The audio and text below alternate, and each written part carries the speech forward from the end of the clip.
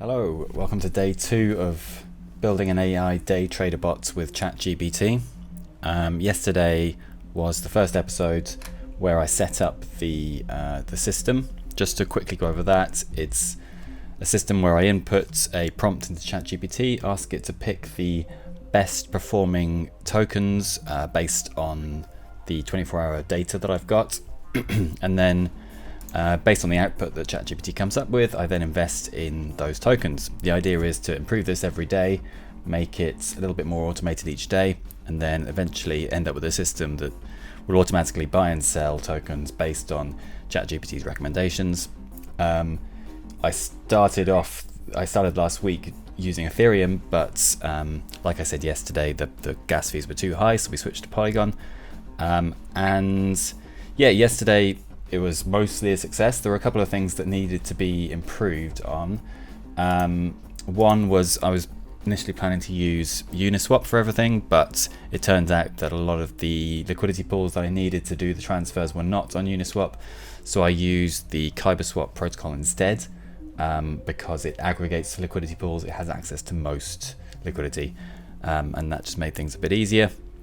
KyberSwap will automatically find the quickest route to do the swap, so that helps as well. It'll find the cheapest route. So this is the state of the wallet. As you can see, we've lost a bit of value. I think that what happened was one of the recommendations yesterday by ChatGPT was to buy into mainframe token, and I got lots of warnings on KyberSwap when I was doing the swap, and I think that's because of the lack of liquidity. It's a very small liquidity pool, and when I did the swap, despite the recommendations, I did the swap anyway just to be true to the process. And actually I think a lot of the price changed a lot, which meant that I actually lost money in the trade, which is fine, and I think a good lesson and a good reason to improve the prompt. So I'll show you what I've done to improve the prompt. First I'll show you the token holdings. This is the wallet we're using. The value's dropped a bit. We're at $94 now, and this was the token that I think caused the problem. I'm hoping that we can sell this, but the value is very small now, so it's not the end of the world if we don't. The other change I'm making is when I'm inputting data into the ChatGPT Advanced Data Analysis plugin, I'm adding the 24-hour Polygon market data, which, like I said before, let's find the tab. I'm getting this from Polygon Scan. It's the top 200 tokens by circulating market cap. And right now I'm manually downloading this and converting it into a CSV. I'm hoping to improve that process. Maybe tomorrow I'll add a script which does that automatically. But right now I'm just adding this to a CSV file and then telling ChatGPT, or showing ChatGPT the CSV file. I'm also this time adding my wallet balances, because of course now it's not just buying tokens, it's also, do you want to sell any tokens that are currently in the wallet? So it's a bit more complex. I'm not quite sure how this is going to turn out. Pulling wallet balances was actually more difficult than I thought it would be, primarily because there are some spam tokens that just automatically get airdropped into any Polygon wallet. It seems to happen more on Polygon, I guess because gas is cheaper and it's a more viable scam method. But I've got these tokens which are almost certainly scam tokens. I don't want to accidentally interact with these tokens and drain the wallet. So what I did was I wrote a script, a really small JavaScript, Node.js script, which pulls, I can share this script with anyone if they're interested, but basically it's just a script that takes in a wallet address and firstly pulls the contents of that wallet and then filters out any contracts that haven't been directly interacted with. So in this case, if it's an airdrop from a spam contract, it just filters those out and returns this JSON file which has the token symbol and the token balance. In this case, it's basically just recreating what we see on the token holdings page on Polygon Scan, but it's filtering out all of these spam tokens so that we don't accidentally interact with them and we don't tell ChatGPT anything about them because it's not important. So there have been also a couple of changes to the prompt. The basic format is the same, doing a bit of role play as an expert crypto and market analysis, and telling it that it needs to choose some tokens. I've told it a bit more about the files. So I've told it that there's 2 files, one showing 200 tokens by circulating market cap, the other showing the wallet's current holdings. And this time you can choose to buy or sell any tokens, but we're only able to work with what's currently in the wallet. And as before, I misspelled principles. As before, there are 8 things to take into account. I won't go into detail on that, but it's worth saying that some of this data is not available yet. I'm hoping to add that. And then the other big change is I've asked it to output in this JSON format. So because it could buy and it could sell tokens based on the current holdings, for example, it could choose to sell one token for another, or it might like to keep 50% of that token and sell it to another. I don't know what it's going to come up with, but in order to try and standardize that, I've asked it to output everything in this format: input token, output token, and the amount, with the hopes that then in the future I can feed this into the script or a smart contract and automate the trades without having to do it manually. But for now I'll be doing it manually and just trying to standardize it a bit using this. We'll see what it comes out with. Sometimes ChatGPT isn't good at standardizing, and actually I'm a bit worried that it's not going to be able to maintain the value of the wallet, because if you imagine I'm asking ChatGPT to look at the wallet balance, make a number of trades, and then try and keep the wallet balance consistent, i.e.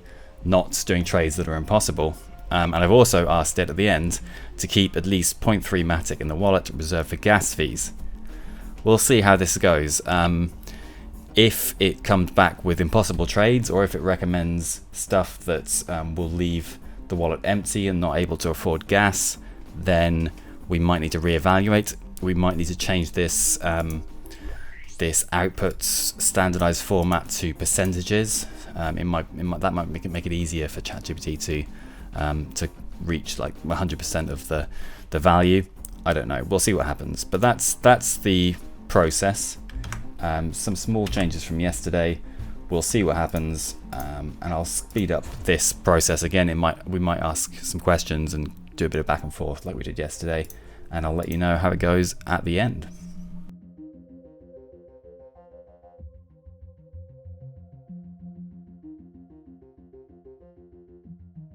Okay, we're back. Let's summarize what happened. So firstly, there were some problems with the data. It really struggled to read the token price, and I think that's a symptom of the way I copied it from, or I basically scraped it from the website, and I think some of the formatting was a bit wrong. So it struggled with that. I also had to modify the prompt a little bit, because I wanted to ignore trading volume where the trading volume is below $200, because I think that was what caused the problem yesterday when it decided to buy MFT, which I think is actually a token that's no longer used. I think it's been replaced by another one, and that's what caused the massive price difference and losing money on the trade. So hopefully that will mitigate that problem. If we know that at least $200 is being traded, hopefully will have enough to get in and get out within the 24 hours.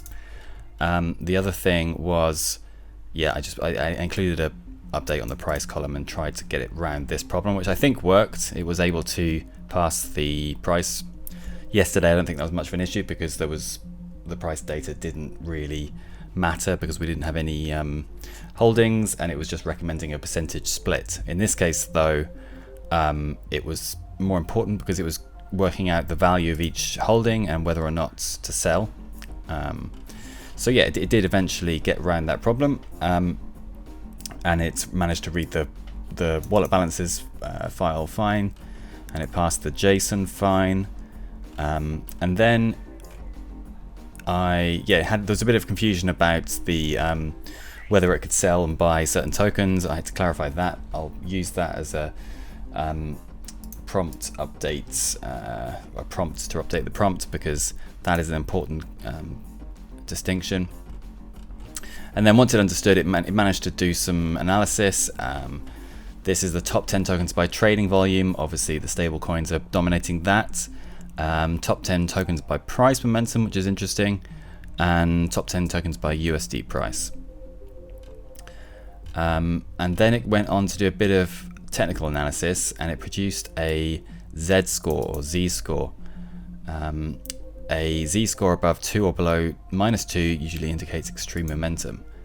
And let's see what it says. So Beefy.finance has the biggest Z score, and this is under the list of potential buys, and the negative momentum is the potential sells. I think what it did was it found this list of buys, found this list of sells, because none of the coins that I held in the wallet were in the sells.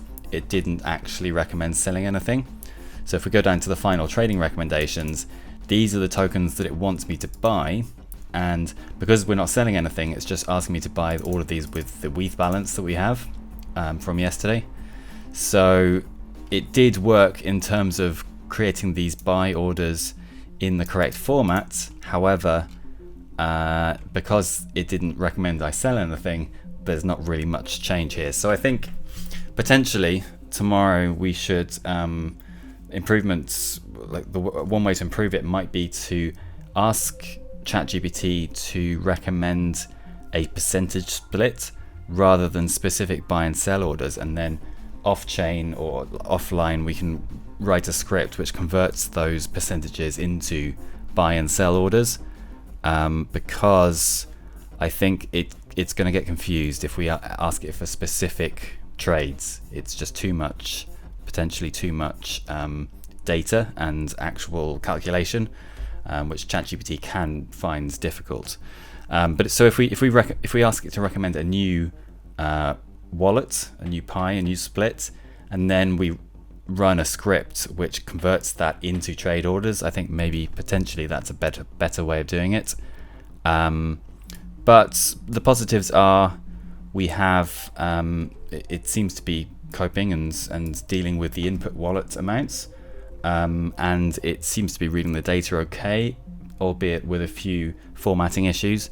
I think another improvement potentially tomorrow or later this week could be finding a better way of getting this data or converting this data into a more standardized format, because I think that was causing problems.